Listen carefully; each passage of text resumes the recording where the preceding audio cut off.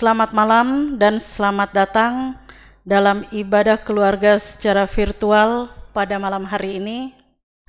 Kiranya ibadah ini berkenan di hadapan Tuhan. Pemberita firman pada malam hari ini adalah Pendeta Martin Sumual STH. Jemaat dipersilakan berdiri.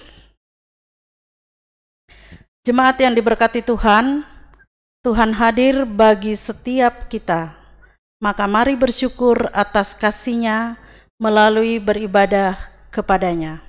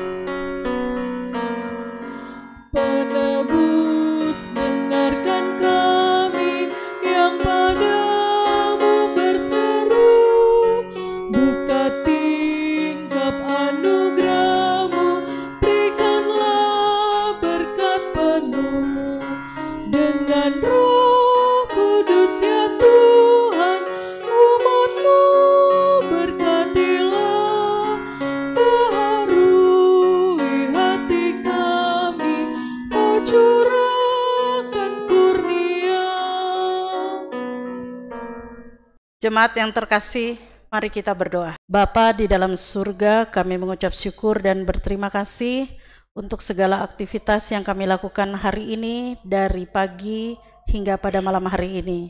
Saatnya Tuhan, kami beribadah kepadamu dalam ibadah rumah tangga. Kiranya Tuhan memberkati ibadah ini dan jadilah sesuai dengan kehendak-Mu. Di dalam nama Yesus kami berdoa. Amin.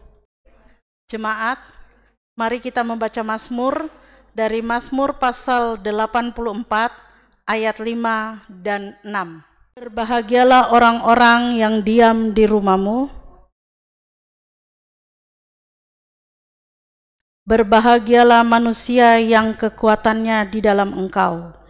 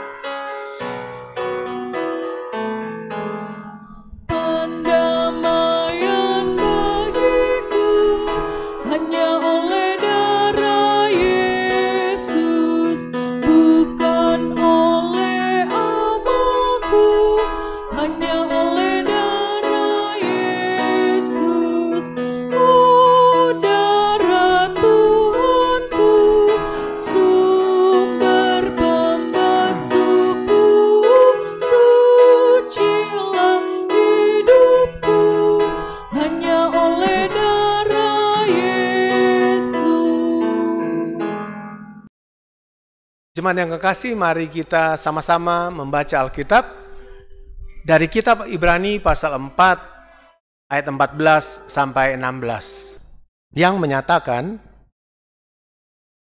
karena kita sekarang mempunyai imam besar agung yang telah melintasi semua langit, yaitu Yesus anak Allah, baiklah kita teguh berpegang pada pengakuan iman kita. Sebab imam besar yang kita punya bukan imam besar yang tidak dapat turun tidak dapat turut merasakan kelemahan-kelemahan kita. Sebaliknya sama dengan kita.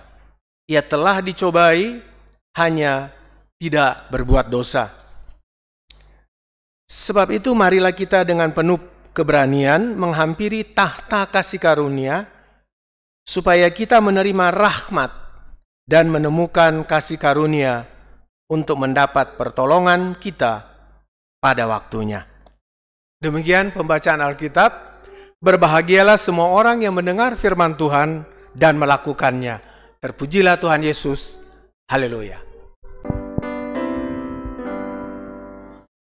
Haleluya. Haleluya. Haleluya.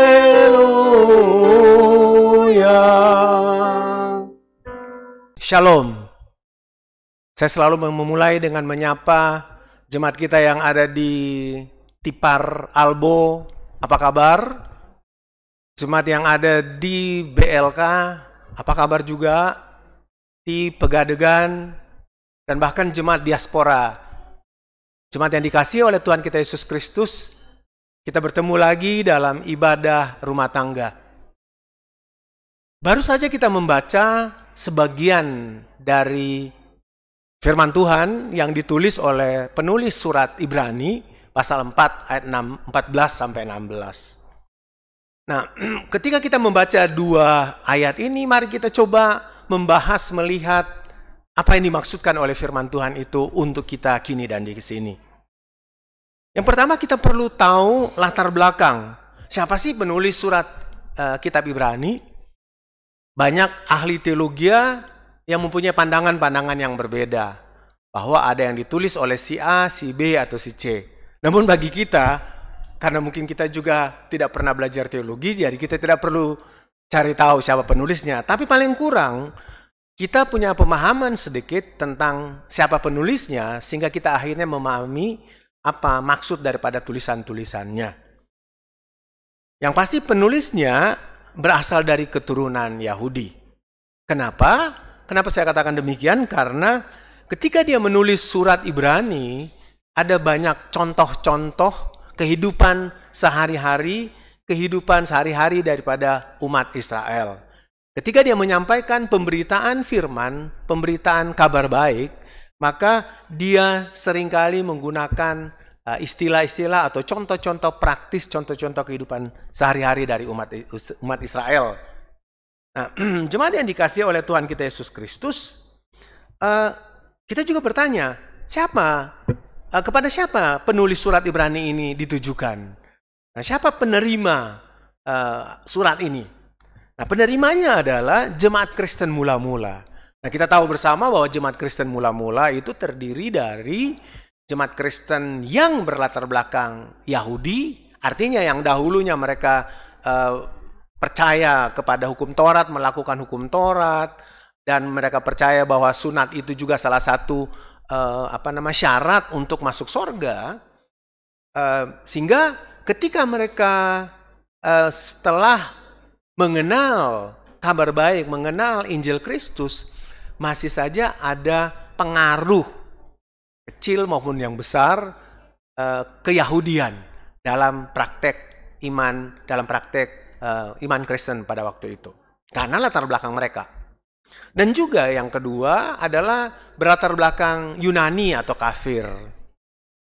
Nah, penerima-penerima surat pada waktu itu yang berlatar belakang berbeda ini menjadikan mereka sebuah jemaat, sehingga persekutuan jemaat mula-mula adalah persekutuan jemaat yang berlatar belakang yang berbeda. Mungkin kalau kita mau samakan dengan kehidupan kita sekarang ini, di jemaat kita ada orang Manado, ada orang Ambon, ada orang Jawa, orang Batak, orang Toraja, yang walaupun kalau di Betania rasanya Manado semua, ya. Ibu pendeta aja dari Sumatera Utara, bukan dipaksa sih, tapi harus belajar bahasa Manado, harus belajar kiapangana, apa kabar, somakang. Nah, artinya dari latar belakang yang berbeda, berkumpullah umat Kristen untuk menjadi sebuah jemaat, dan mereka bersama-sama bertumbuh berkembang. Nah, jemaat yang dikasih oleh Tuhan kita Yesus Kristus, pada waktu itu ada latar belakang yang berbeda, yaitu jemaat berlatar belakang Yahudi maupun Yunani. Ketika kita membaca dua ayat tadi, ya, dari Ibrani pasal 4 ayat 14 sampai 16, ada dua hal penting yang mungkin kita coba bahas lebih lanjut lagi. Yaitu yang pertama adalah disebutkan tentang imam besar agung. Yang kedua, yang saya catat di sini adalah ayat yang terakhir, ayat 16. Di situ dikatakan rahmat, kasih karunia, pertolongan dari Tuhan tepat pada waktunya. Kita bahas dulu tentang imam besar agung. Dalam tradisi keagamaan Yahudi, ada beberapa posisi penting yang dipilih dan ditentukan oleh Allah untuk menyelenggarakan ritual ibadah umat Israel. Yang paling banyak berperan penting adalah imam, di mana dia dipilih oleh Allah untuk memimpin penyelenggaraan ritual ibadah. Ya, kalau kita sekarang liturgi seperti itu. Dan kemudian dia juga yang harus mempersembahkan korban. Korban bakaran, korban dari hewan, korban dari tanah pertanian, dan persembahan itu dipersembahkan kepada Tuhan, yang korban itu berasal dari dirinya sendiri, dari keluarganya, dari kerabatnya, maupun dari umat Israel pada umumnya. Artinya dia sebagai perantara untuk mempersembahkan korban kepada Allah yang Maha Kuasa. Imam tadi yang saya maksudkan. Nah, dalam kesaksian Alkitab, imam yang pertama yang dipilih oleh Allah adalah Harun dan keturunannya. Dan yang perlu juga kita tahu di sini adalah imam itu mempersembahkan atau tugasnya mempersembahkan korban untuk memohon pengampunan Allah, untuk memohon pengampunan dosa yang dibuat oleh dirinya, keluarganya, kerabatnya, oleh umat pada umumnya dari Allah. Mohon pengampunan dosa. Dan juga ada juga yang disampaikan dengan korban persembahan syukur. Jemaat yang dikasihi oleh Tuhan kita Yesus Kristus.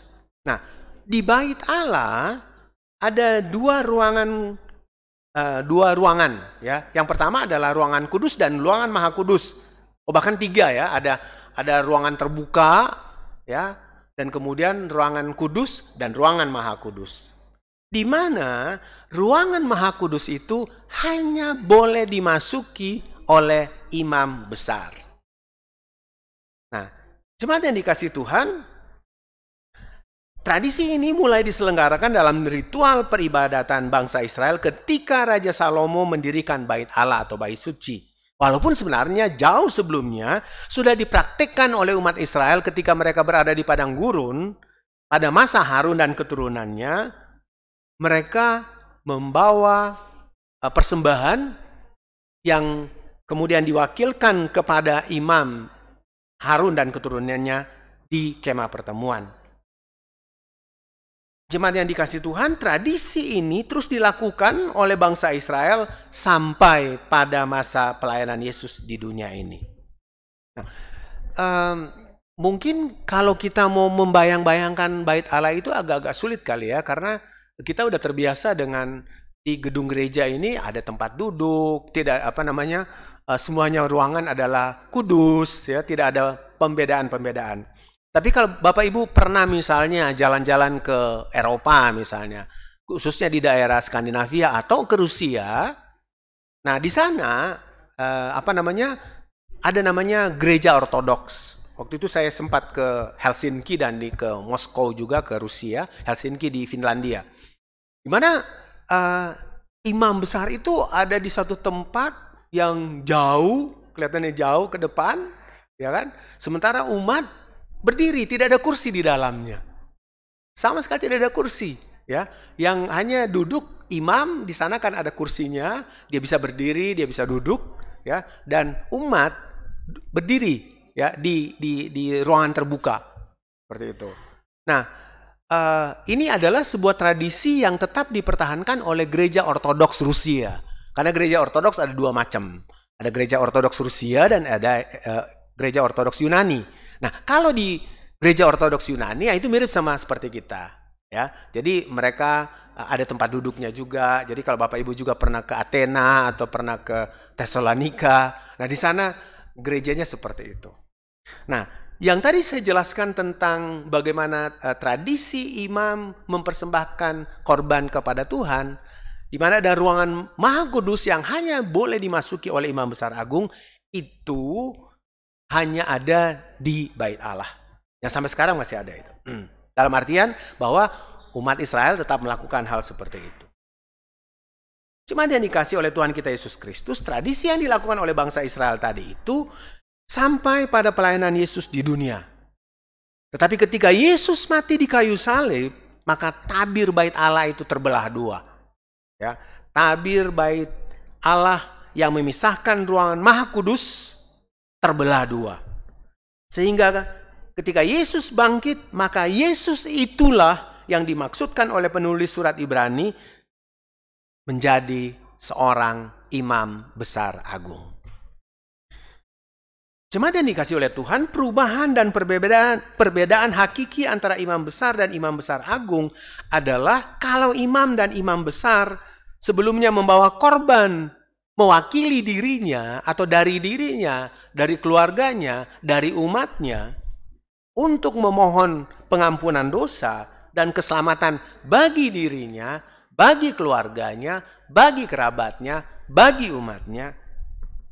Tetapi Yesus yang disebutkan oleh surat Ibrani yang adalah imam besar agung itu, dia sendirilah yang adalah korban itu. Dia mempersembahkan dirinya untuk menjadi korban atau maksudnya adalah supaya keselamatan itu dimiliki oleh seluruh umat manusia dan dunia, termasuk saudara dan saya.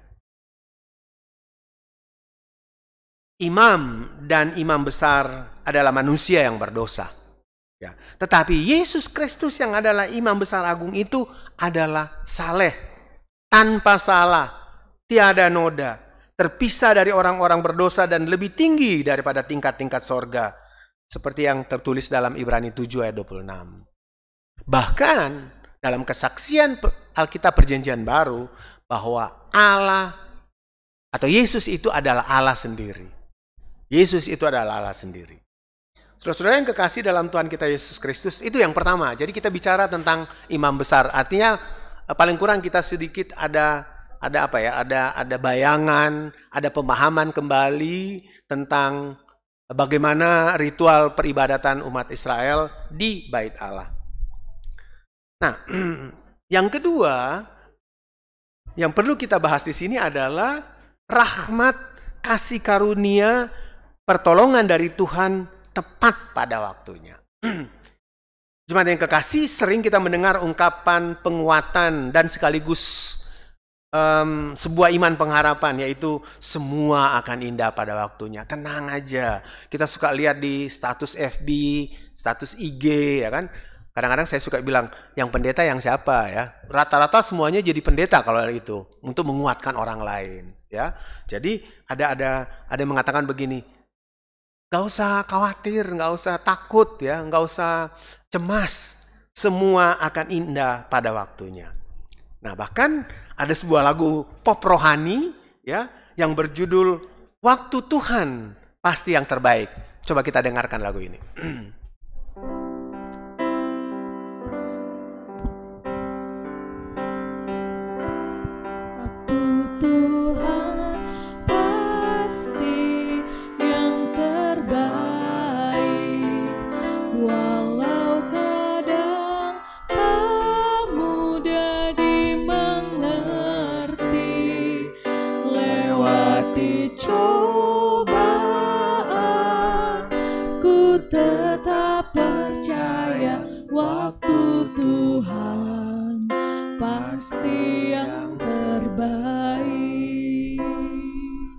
Terima kasih Gladys.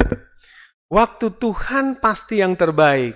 Walau kadang tak mudah dimengerti, lewati cobaan, ku tetap percaya waktu Tuhan pasti yang terbaik.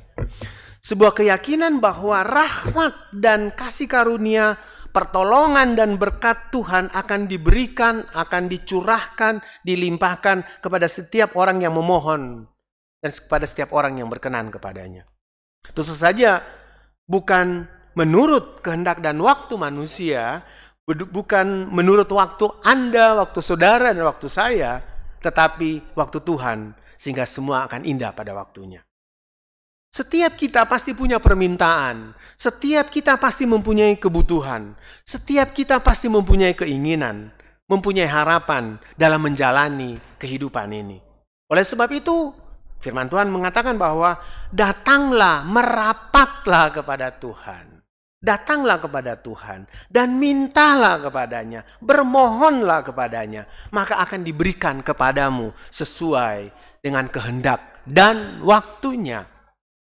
Bahkan anugerah yang sangat luar biasa, yaitu keselamatan, telah diberikan kepada kita walaupun kita penuh dengan dosa dan kejahatan. Dan satu-satunya yang dapat melakukan itu adalah Yesus Kristus, Sang Imam Besar Agung, yang telah mengorbankan dirinya sendiri menjadi korban,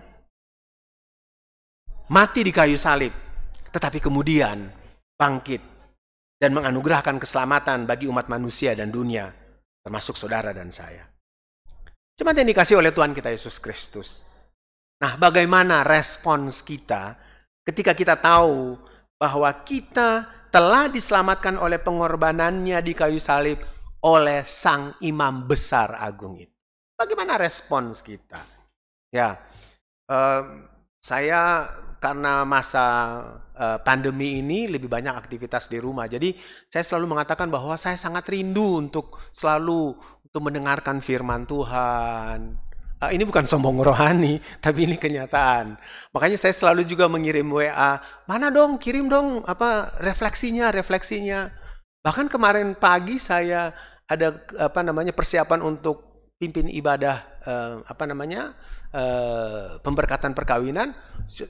Sibuk dengan persiapan khotbah, jadi saya sampai kelewat ya khotbah pagi. Malamnya saya tebus. Jadi saya dengar 2 kali firman Tuhan. Artinya ketika kita punya waktu yang banyak, kita perlu untuk tetap mencari Dia. Kita mencari Dia bukan untuk mendapatkan keselamatan itu, tetapi justru sebaliknya. Karena kita sudah diselamatkan, maka kita cari Dia untuk mengucap syukur. Supaya hidup kita bisa menjadi berkat bagi orang lain. Hidup kita menjadi atau membawa sukacita bagi orang lain. Jemaat yang dikasihi oleh Tuhan kita Yesus Kristus. Minggu lalu juga dapat khotbah dari Bu Pendeta, saya langsung bilang, waduh iya ya,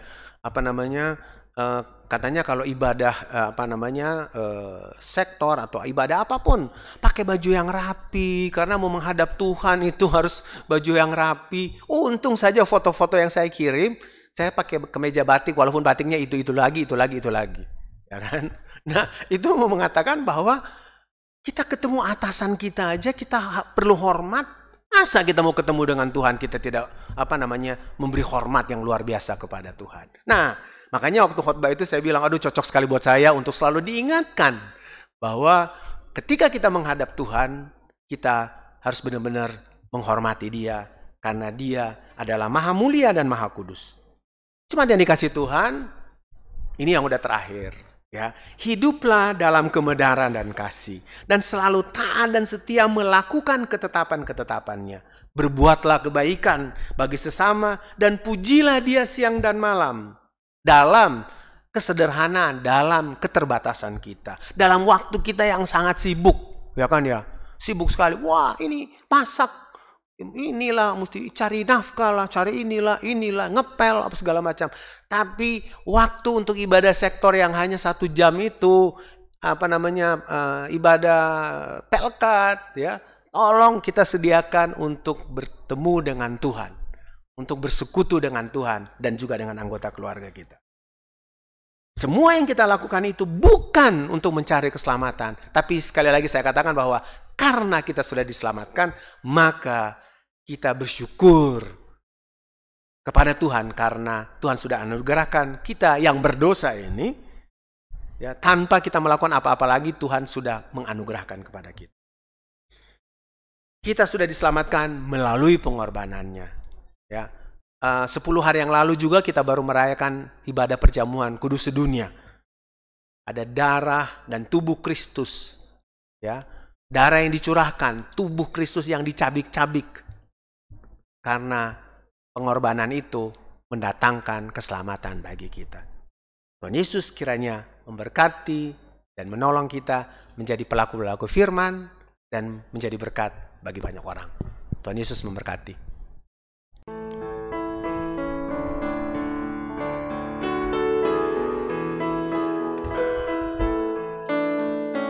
Ya Allah yang Maha Tinggi, Kau pencipta dunia ini. Kami juga Tuhan ciptakan agar di Kau tetap dipuji. Engkau Bapa yang memberkati tiap orang yang rendah hati. Tolonglah kami sekarang ini dan selamanya.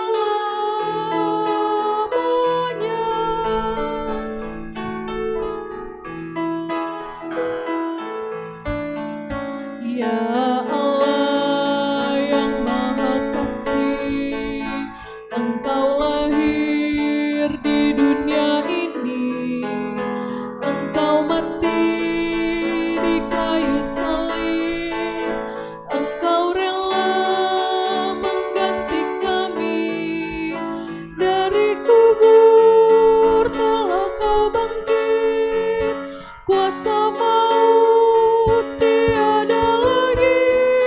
Pimpinlah kami, sebab Engkaulah jalan yang benar.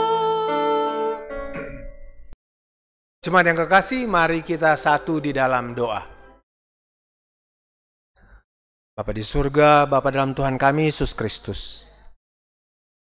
Pada malam hari ini kami bersyukur, kami bersuka cita karena kami sudah diberikan kesempatan untuk mendengarkan firman-Mu. Bapa di surga, kami semakin memahami apa maksud kedatangan-Mu di muka bumi ini. Teristimewa kami memahami bahwa Engkau Sang Imam Besar Agung yang telah berkorban untuk umat manusia dan seluruh dunia, termasuk untuk menyelamatkan kami. Oleh sebab itu Tuhan, kami mohon kiranya pakai kami juga untuk menjadi saluran berkat, pakai kami juga untuk menjadi pengikut-pengikut-Mu, menyalurkan berkat Tuhan, menyampaikan kabar baik kepada orang-orang di sekitar kami. Bapa di surga, ajarlah kami senantiasa untuk tetap beribadah, untuk tetap mencari Tuhan, bukan karena untuk mencari keselamatan, tapi justru karena kami telah diselamatkan. Oleh sebab itu kami sangat bersyukur karena karya Tuhan yang sangat luar biasa dalam kehidupan kami. Dalam persekutuan ibadah rumah tangga, pada malam hari ini kami berdoa untuk persekutuan jemaat GPB Betania. Kami percaya bahwa Engkau mengasihi, menyayangi kami.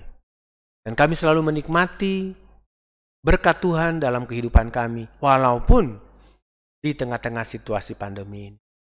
Engkau tetap memberkati kami yang ada di Albo, di Tipar, di Pengadegan, di BLK, dan di jemaat diaspora. Oh Bapa di surga, kami hidup berjauhan. Kami sangat-sangat rindu untuk bertemu satu sama lain. Supaya kami boleh dengan leluasa bercerita, mewartakan kabar baik tentang pengalaman iman kami. Namun karena situasi yang belum memungkinkan ini, kami terpaksa harus berada jauh satu sama lain. Tetapi kami percaya bahwa walaupun kami hidup berjauhan, tapi kami tetap saling menguatkan satu sama lain.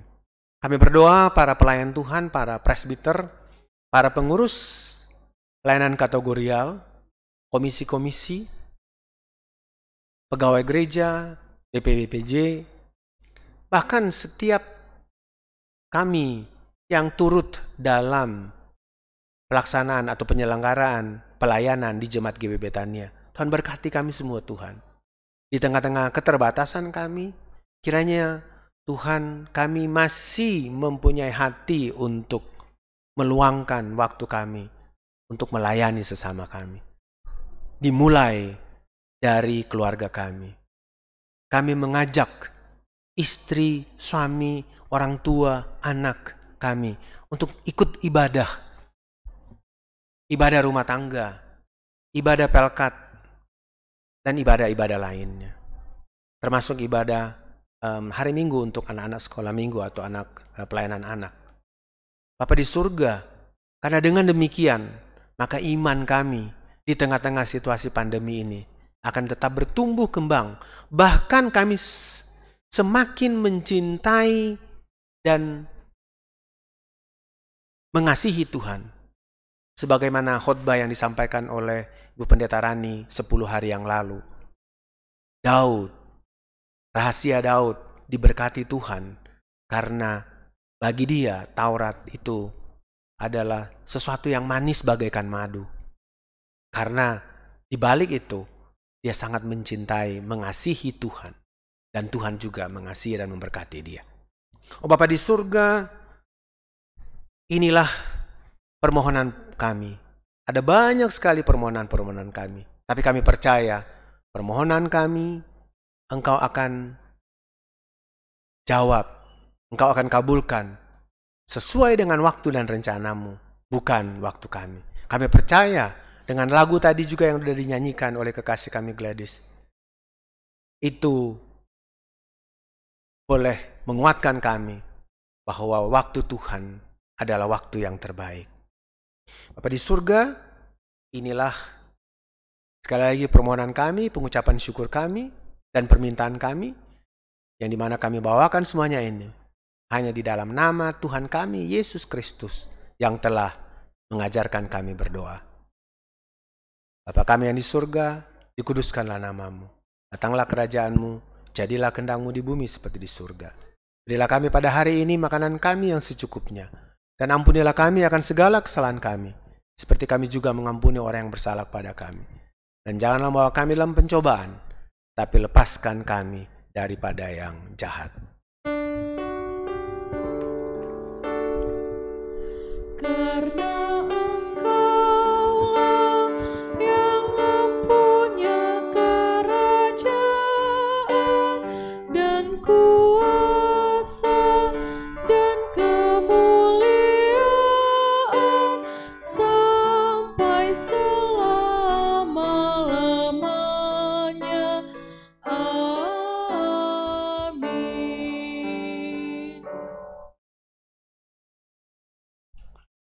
Jemaat yang dikasihi Tuhan, marilah kita memberikan persembahan dengan mengingat pesan Alkitab dari Matius pasal 6 ayat 31 dan 33 yang menyatakan, sebab itu janganlah kamu khawatir dan berkata, apakah yang akan kami makan, apakah yang akan kami minum, apakah yang akan kami pakai, tetapi carilah dahulu kerajaan Allah dan kebenarannya, maka semua akan ditambahkan kepadamu. Tuhan Yesus memberkati persembahan saudara.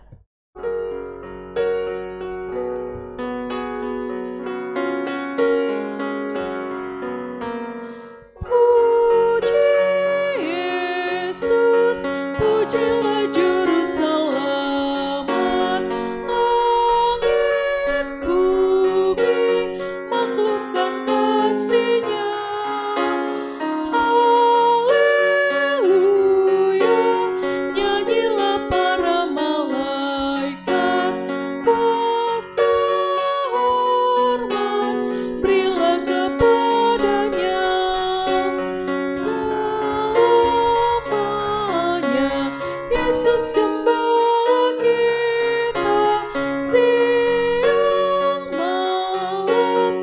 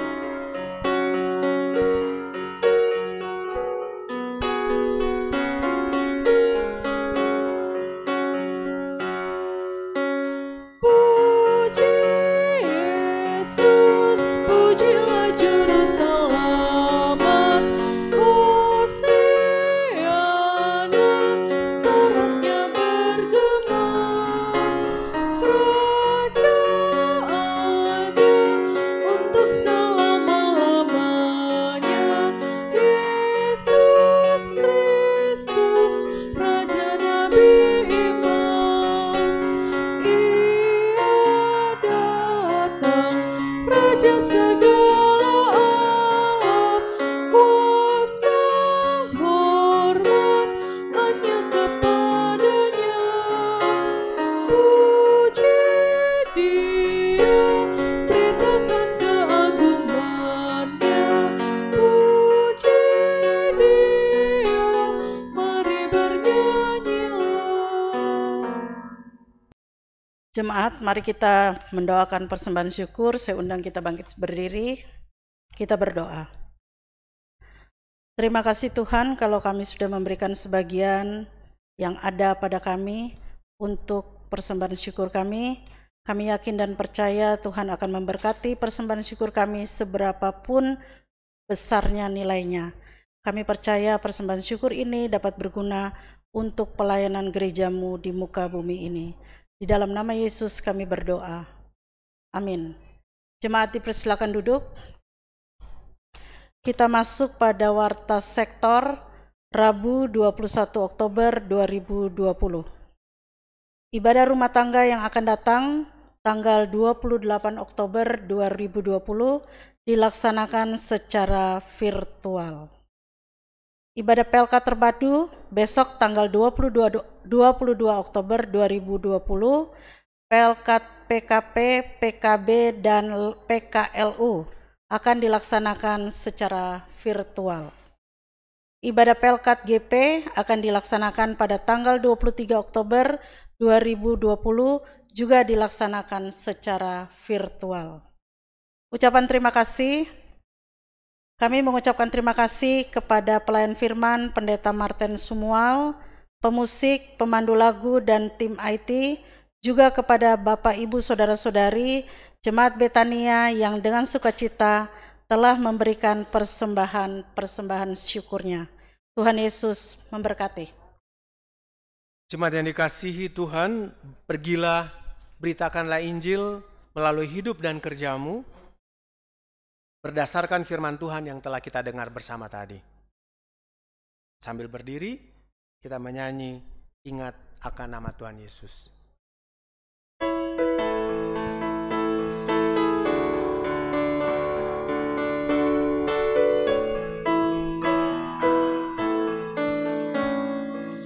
Ingat akan nama Yesus, kau yang susah dan sedih.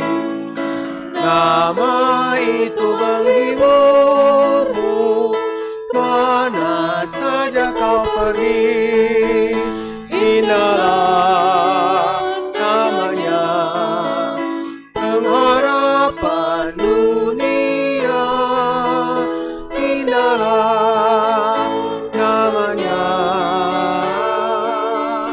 suka surga yang bakal.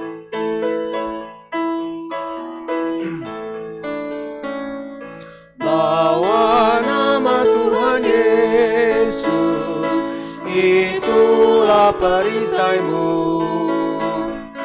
Bila datang pencobaan, itu yang menolongmu. Indahlah namanya, pengharapan dunia. Indahlah namanya, Suka surga yang bakal. Jemaat yang kekasih, arahkanlah hatimu kepada Tuhan dan terimalah berkat-Nya. Tuhan memberkati engkau dan melindungi engkau. Tuhan menyinari engkau dengan wajah-Nya dan memberi engkau kasih karunia. Tuhan menghadapkan wajah-Nya kepadamu dan memberi engkau damai sejahtera.